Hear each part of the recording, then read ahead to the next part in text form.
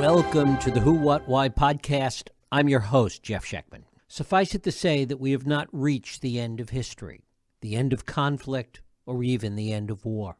The end of the Cold War was but the beginning of a new chapter in U.S. global policy, a chapter that realigned our relationship with Russia, the Middle East, and today with China. It began an era of globalization in which economics and the market, as well as military and defense strategy, reshaped the world. A world that is awash in money and commerce, a place where the nasty human habit of fighting the next war with the lessons and tools of the old one will not and should not work. So as the U.S. looks at China, it must first decide whether it's an enemy or just our biggest competitor on the global stage. As our concerns about China and Taiwan mount, as China's influence in the Asian region grows, as the economic ties to China by some of our largest corporations also grows, we must ask how that relationship should play out. What's best for U.S. interests, global interests, corporate interests, and what happens if none of these interests are the same? This is the world that my guest Elbridge Colby examines in his clarifying new book, The Strategy of Denial. Elbridge Colby is a co-founder and principal of the Marathon Institute. He served as Deputy Assistant Secretary of Defense for Strategy and Force Development from 2017 through 2018, during which he led the development of the 2018 National Defense Strategy. It is my pleasure to welcome Elbridge Colby here to the Who, What, Why podcast to talk about the strategy of denial, American defense in an age of great power conflict. Elbridge, thanks so much for joining us. Great to be here. Thanks for having me. First of all, should we be thinking about China today as an enemy or as a competitor? Well, I think that sort of depends. I mean, I think it's a bit of both, actually. I kind of prefer the term rival. I mean, I think there are going to be areas of cooperation, but certainly when we're thinking about it in the last analysis, I think there are elements in which it will be an enemy, certainly from the military planning point of view. And precisely in treating it in those ways as an enemy, we'll be more likely to keep it as a competitor by deterring war, which would make it a full-scale enemy. Talk about that. Break that down a little bit in terms of how looking at it more as an enemy can make it more of a competitor.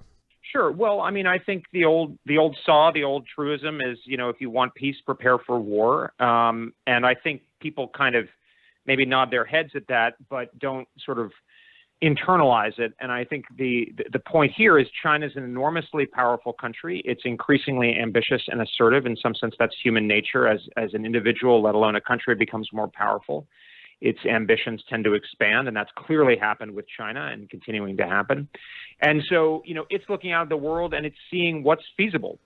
If it sees an easy road to regional domination and a globally preeminent position, it's more likely to pursue it. If it sees a sort of an invincible counterforce that it faces, it'll be more likely to stay within its bounds, if you will. And so in order to keep it to the latter course, the one where it respects other countries' rights and prerogatives, we have to be prepared to fight it. And I think that clarity is what I tried to, as you kindly said, that sort of detailed assessment of how China did take those ambitions and use military force to pursue them, how we could defeat that effort. We need to think that through very, very clearly and carefully. And if China sees that, it's more likely to see, rationally, that that's not going to work for it, and it's more likely to pursue an alternative approach. And that's what we want. We want it to be a competitor. I think a lot of people are saying, oh, China's going to be a political and economic and technological competitor, but not a military competitor. But that's actually confusing what we want to be the result with what will necessarily happen. I mean, China is clearly investing an enormous amount in its military, specifically to project power well beyond its shores.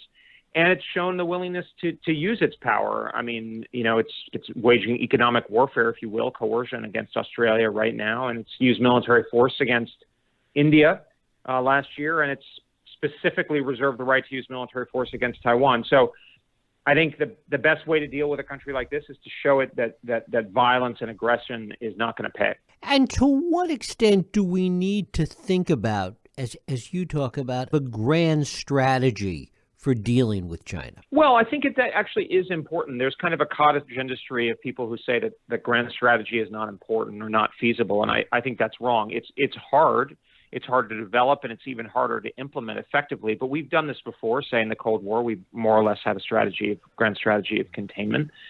I don't think we had a very clear grand strategy after the end of the Cold War, because we were pursuing far too ambitious kind of transformational agenda in the world that was not kind of closely connected to Americans' real interests. But we could afford to do that because we were so much more powerful than any other country that our surfeit, our superabundance of power buffered us from the consequences of our overambition. But we don't live in that world anymore. We now live in a world of great powers. And, by far the two most significant are the United States itself and China. And so we don't have that superabundance of power to spend on any potential threat or interest we might care to pursue. We have to actually make choices.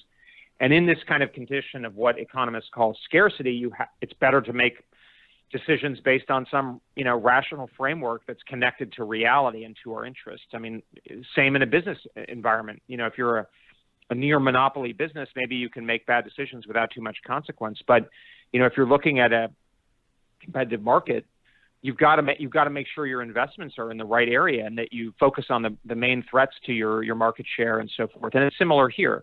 And so that's what I'm trying to do, is basically provide a framework. And that framework basically says that the ultimate interest really here, the ultimate interest of the American people is, our freedom, our security, and our prosperity.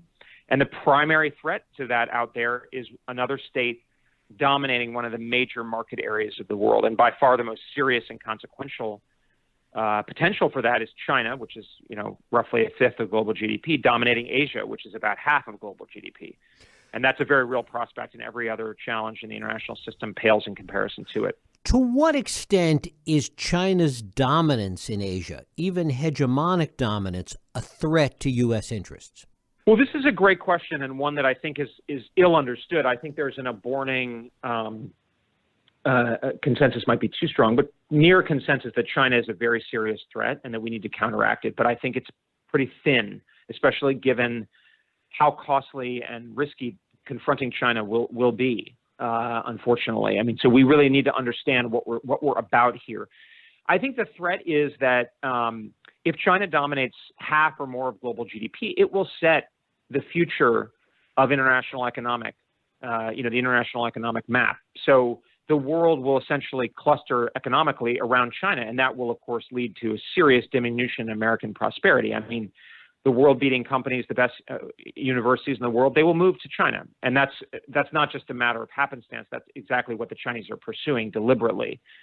So our prosperity will suffer, and so will our freedoms. And I mean, here again, this is not speculative. I mean, if you have a situation in which you control roughly 50 or greater % of global GDP, you will have that economic leverage to impose your will on everybody else, and certainly to constrain their freedoms. I mean, the Chinese, for instance, their demands on Australia right now, when they don't have a dominant position over Australia, are that Australia change its internal laws to suppress anti-Chinese speech. I don't mean in a kind of ethnic way. I mean like anti-PRC speech within Australia. I mean, a grave challenge to free speech in the Australian context. That's just a taste of the future. And I think we're so accustomed to the largest companies, the Wall Street being the center of global finance, the dollar being the reserve currency, Silicon Valley being the center of technology. That will not be the case if China dominates the future. And it's clearly seeking to supplant the United States in exactly those ways. And, in a way, this is actually a very long-standing American goal. It's why we fought the Pacific War and World War II. In a sense, it's why we fought the Cold War and the Second World War, was to prevent a country from Germany and then the Soviet Union from dominating Europe, which was then the world's largest market area. So this is something that even goes back into the 19th century and the black ships and so forth, opening Japan. We need to make sure that we are able to trade and operate freely in the world's key markets. And this is what China threatens us with, and it will have very, very immediate and concrete ramifications, again, not only for our prosperity, but for our freedoms ultimately. Don't we currently have, though, the nuclear option with respect to China with regards to dollar flow, part of the SWIFT system, all of the things that we could cut off from China in a moment that could literally paralyze their country? Well, it would paralyze us too. I actually think in an economic war between the United States and China, I think we very well might lose. I mean, who's more dependent on whom? I'm not sure. I mean, a lot of our goods that we purchase are made in China. I mean, down to like face masks and other, PPE kind of stuff. But a lot of the stuff we buy on Amazon, but even more, up the value chain now. And also, who's more resolute and resilient in the context of a sort of a mutual blockade situation? It might be a metaphorical blockade, but I think it might be China. I don't know. I mean, if we're fighting over Taiwan or Philippines or something like that, who's going to care more? Because those mutual economic blockades will, come down to who's firmer on the issues. I also think China's, made enormous progress. They're not as vulnerable to us as they were 20 years ago, 10 years ago. And value chains and financial chains would likely adapt. I mean, the role of the dollar, the SWIFT system, presumably China and Russia and others over time are going to look for alternatives. There's already evidence of that. That might be difficult for them, but in the context of an economic war, they would probably go the extra mile. So I think we're more in like a situation of mutual assured destruction economically. I'm not sure either of us who would win, but I don't think it's a trump card for us, for sure. How much do we really understand about what's going on in China? And I say it in the context of the Cold War experience, where so many decisions that we made, we now know with the benefit of hindsight, really were made without a really clear understanding of what was happening in the former Soviet Union. Well, I think we know a lot more about contemporary China than we knew about the USSR. I mean, we knew next to nothing about the USSR, certainly, in the sort of the depths of the Cold War in the 40s, 50s, so forth. I think we know a pretty good amount about the Chinese market and the facts on the ground. I mean, you can see it reported. Obviously, there are fewer reporters than there used to be. That might be changing. I'm skeptical how much we know about decision making in Zhongnanhai, and we're in the sort of headquarters of the PRC government. So I don't know. I mean, I think we have a sense, but I think this is a very, at the end of the day, the Chinese Communist Party, which is the leadership structure of the state. I mean, it's a party state. We might not take that Marxist-Leninist aspect seriously, but I think Xi Jinping does. And they're obsessed with secrecy. Certainly all communist parties are obsessed with secrecy, but certainly the Chinese Communist Party and deception and so forth. So, in my book, I actually try to be somewhat agnostic on interpretations of Chinese decision making, because I think we're likely to not have a great handle, and I tend actually to be quite skeptical of people who speak with great confidence about how China's going to behave. I don't know, and I think people who pretend to have certainty are probably exhibiting a way more confidence than is justified. So we need to build a strategy, though, that is resilient to a range of possible future leadership kind of decision-making styles or patterns. And we were able to do that in the Cold War. I think you're right. I mean, I saw an article in I think it was the New York Times that kind of offhandedly said that the CIA was the best intelligence agency in the world. And I think, my sense is the KGB would probably have the upper hand in the intelligence struggle during the Cold War. But at the end of the day, we were able to develop a strategy that didn't rely on perfectly understanding how things happened in Moscow or how decisions were being made. And I think we're going to need to do the same thing vis-a-vis China. And how do we do that in the context of this idea of what you call a defense perimeter? Well, I think the key here is, if our goal is to avoid China dominating Asia and then imposing its will on us, essentially, we can't do it alone. We're not strong enough, and it's too far away. So it kind of, resolve tends to attenuate as you go farther away. So we're going to have to work with other countries, other countries that are strong enough and that are also resolute enough to resist China's domination of the region. And of course, naturally, most countries in Asia don't want to be dominated by anybody, whether it's China or someone else. And, these are countries like Japan and India, Australia, Vietnam, Taiwan, et cetera, South Korea. We need to work together with those countries to have a coalition that is strong enough that it can stand up and resist China's domineering behavior and demands. The problem is that, China's aware of that. And so China has a strategy, probably, which is to kind of break that coalition apart, to kind of collapse it, if you will, short circuit it. And so China's incentive is to avoid precipitating a major conflict with all of those countries together. for instance, like Hitler did in 1941, 1942, where he ended up fighting the rest of the world. Eventually, you're going to lose. Rather, China's strategy is more to be kind of focused and pick it apart by making an example of some of the weaker members that are tied to that coalition, then basically cause a run on the bank, is the metaphor I think of. If you're in Japan and you're saying, I don't want to be dominated by China, but I also don't want to be subject to China's ire, right? I don't want to be left alone before China. You're really going to be looking at American credibility. How reliable are the Americans that they're going to stick around here and help us in extremis? And that's what the defense perimeter is about. The defense perimeter is a physical representation of our commitment to defend states in Asia. And the key here is we need to have enough states that are strong and wealthy enough to outmatch China and its confederates, but also states that we can reasonably defend. I mean, we don't want to get in a war in Asia, and we definitely don't want to get in a costly war in Asia.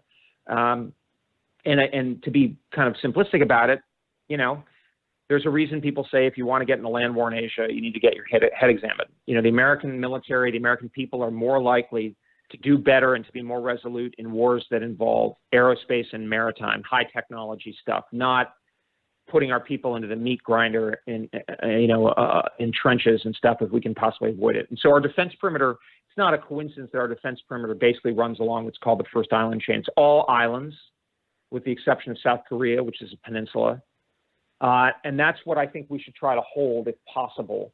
And then work with countries like India that actually want to pull their own weight, don't want an alliance commitment. And together we can stand up to China. But it's critical to defend that defense perimeter because, if Japan sees us back off in the context of a Taiwan scenario, or let alone the Philippines sees us, they're going to wonder, well, am I going to just be left exposed? The Americans flap their gums, but at the end of the day, they're not reliable. And we need to really guard against that phenomenon because that, I think, would cause a run on the bank and then we'd lose. Given American actions over the past several years, certainly culminating in the recent withdrawal from Afghanistan, given that, and given our strategic ambiguity with respect to Taiwan, why would they think anything else? Well, I actually think the decision to withdraw from Afghanistan was the right one because where our credibility matters is in Asia. It doesn't matter in the Middle East. In fact, I think we're basically going to have to largely withdraw our military from the Middle East and substantially from Europe as well, because that's the only way to resource and to substantiate that commitment, that credibility in Asia. I mean, people who are saying we're going to continue to have a 3-theater military and operate around the world they're not reckoning with the reality of how strong China is. It's as strong as we are, and we're pretending like it's not. So I actually think the decision to withdraw actually strengthens our credibility. I call it in the book differentiated credibility, a kind of a more focused form. I mean, I used that, credibility matters, right? If you want to get a mortgage, you got to get a credit report. But if you, cheat at cards or golf, it doesn't mean that the bank isn't going to give you it might not be honorable, but the bank may still give you a loan if you pay back that's what they care about. They're going to look at your credit report, so it's kind of a more focused form of credibility that we care about. But it makes all the more important that we stand by. That's what they're going to be looking at. If you're Japan, or you're the Philippines, you're an archipelago in the Western Pacific under the darkening shadow of Chinese military power. Well, you're going to look at how we treat Taiwan, which is also an archipelago in the Western Pacific under the darkening shadow of Chinese military power. So, I think the withdrawal from Afghanistan was catastrophically badly handled, and the American people deserved a lot better, and people need to be held accountable for that. But the basic decision was the right one, and actually is only the beginning of what we need to do. Taiwan in particular, Taiwan is not a treaty ally, but people are deluding themselves if they don't think our credibility is attached to it, whether we like it or not. I tend to think of it as like 2/3 of an alliance. We have a long history of public formal commitments, the Taiwan Relations Act, the 6 assurances, as well as a pattern of behavior that the people who matter in this context, which are security decision makers in Asia, they all think that Taiwan is the canary in the coal mine. So, the fact that it's not an ally is only part of the story. So I think that's, my view is that the decision to defend Taiwan is not cut and dry. It's not 100-0. It's more like 70-30. But if Taiwan were to fall to China, it would be very damaging to our position. And in fact, we would have to do even more dramatic things. So the best course of action is to be able to defend Taiwan alongside its own efforts, but to do so in a way that correlates the costs and risks of the effort with our interests in it. And that means really focusing. All the more need to focus on it in a way that I call denial defense. How much of our interest with respect to Taiwan is really on the economic side, though? I mean, if Taiwan Semi didn't exist, would we even care at this point? I think so. I think the semiconductor thing is important, but the importance of Taiwan is, one, that connection to our credibility, and also the island itself is significant militarily. It's at the center of what's called that first island chain, which is Japan, Taiwan, the Philippines, basically. It's been the kind of core of our military position since the Second World War. If China were to subordinate Taiwan, it would have basically the ability to project military power into the Central Pacific. So we would be thinking again of Pacific War-like scenarios, and the defense of Japan, South Korea, and the Philippines would become a lot harder. I mean, I think semiconductors the supply chains would, with difficulty, adapt. But I don't think the semiconductor issue is central to the Taiwan scenario. But I mean, obviously, it's people who are working, or all of us wanting to buy a car or a refrigerator or whatever. I mean, the key point here is that it's not about the semiconductors, the ultimate decision, but it will have a big impact on the semiconductor supply chain, whatever happens. Is there a mismatch now between the kind of strategy you're talking about and our actual power at the moment? Well, I wouldn't say. I think my strategy is matched to our actual power. I would say that the strategy that we're in practice pursuing right now is mismatched to our power. Now, I worked a lot on the 2018 National Defense Strategy, so the formal strategy adopted in the last administration was very consistent with what I'm arguing. The reality, though, was different. I mean, that's why I made the point about implementation.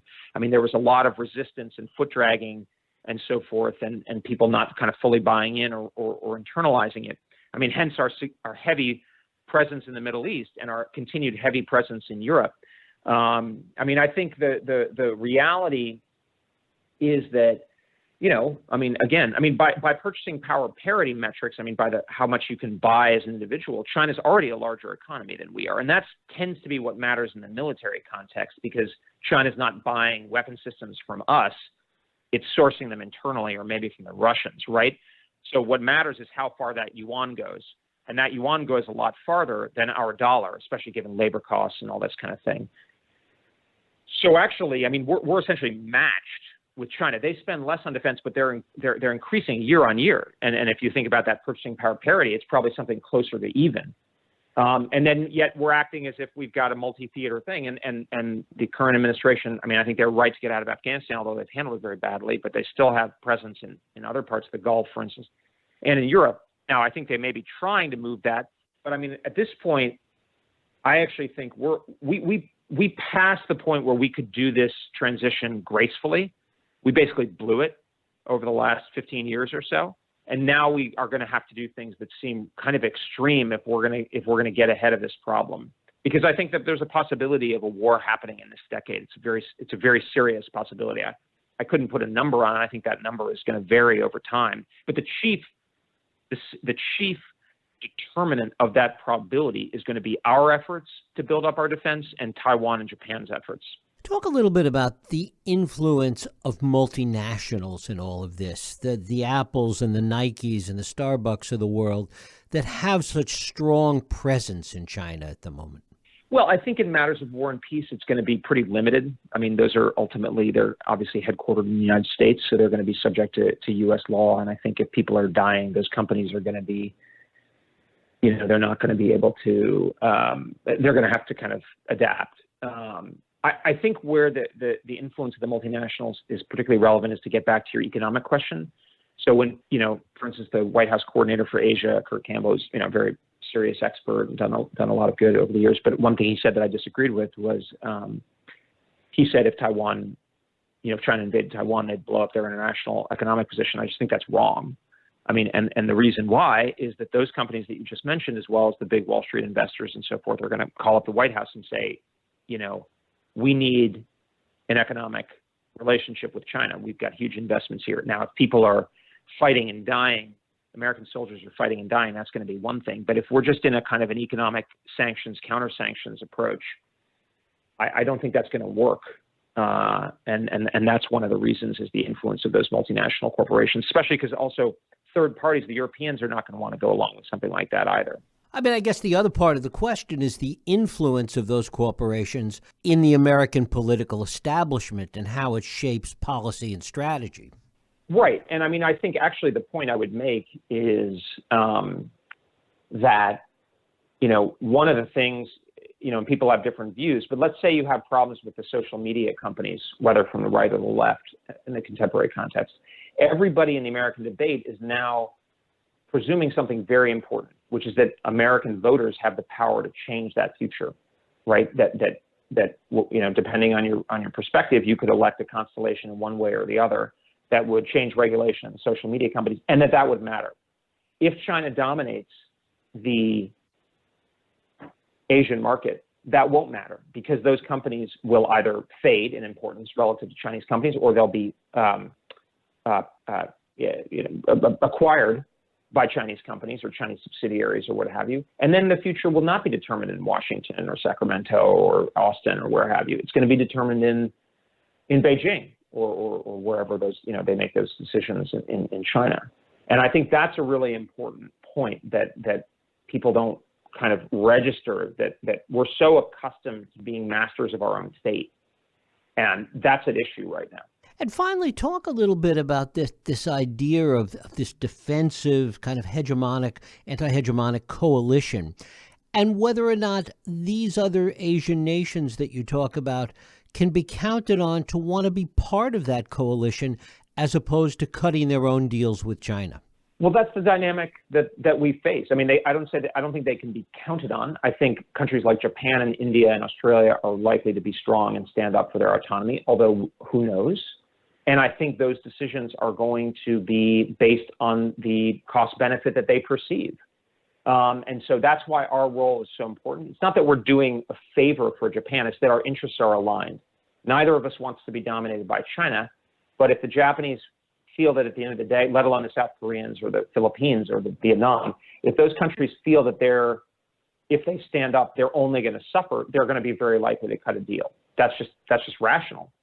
And so it's critical now that we step forward and we demonstrate that we're going to stick there and be with them, and that we are going to kind of be prepared to take a confrontational approach with China. Because what these countries really fear is that we will, at the end of the day, do something like what's called a G2, which is to basically, make a deal with China and not be prepared to stand up when the chips are down. Because the thing for us is we can say all we want, we can flap our gums, but at the end of the day, if push comes to shove and it turns out we're bluffing, the ones left holding the bag will be the countries that live there. We can always come home in America and it'll be a lot worse, but we'll survive as an independent entity. That's not necessarily true for countries in the region.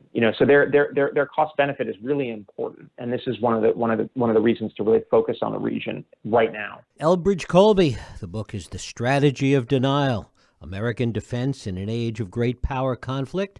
Elbridge, I thank you so much for spending time with us. Thanks very much. It was a pleasure. Thank you. And thank you for listening and joining us here on the Who, What, Why podcast. I hope you join us next week for another Radio Who, What, Why podcast. I'm Jeff Sheckman. If you like this podcast, please feel free to share and help others find it by rating and reviewing it on iTunes. You can also support this podcast and all the work we do by going to whowhatwhy.org/donate.